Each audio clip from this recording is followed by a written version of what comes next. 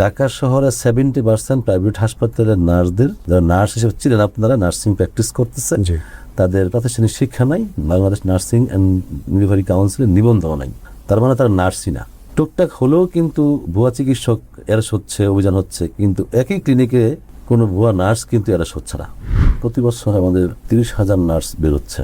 Government সেক্টরে আমাদের সর্বোচ্চ 3 থেকে 5,000 নিয়োগ হচ্ছে, তাও অনেক বছর আবার গ্যাপ যাচ্ছে। তাহলে বাকি ধরুন 5,000 নিয়োগ হলো, বাকি যে 25,000 তারা কোথায় যাবে?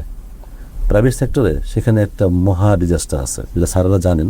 ঢাকা শহরে, আমি অন্য জেলা, বিভাগ, উপজেলা বাদ দিলাম, ঢাকা শহরে 70% প্রাইভেট হাসপাতালের নার্সদের, যারা নার্স হিসেবে ছিলেন আপনারা, নার্সিং প্র্যাকটিস করতেছেন, তাদের প্রাতিষ্ঠানিক শিক্ষা নাই, বাংলাদেশ নার্সিং অ্যান্ড মিডওয়াইফারি কাউন্সিলের নিবন্ধন নাই। তার মানে তারা নার্সই না। সহজ কথা বলে ভুয়া নার্স। টুকটাক হলেও কিন্তু ভুয়া চিকিৎসক এরা হচ্ছে, অভিযান হচ্ছে, কিন্তু একই ক্লিনিকে কোনো ভুয়া নার্স কিন্তু এরা হচ্ছে না। এটা নিয়ে আমরা সেই 2007 সাল থেকে যুদ্ধ করছি।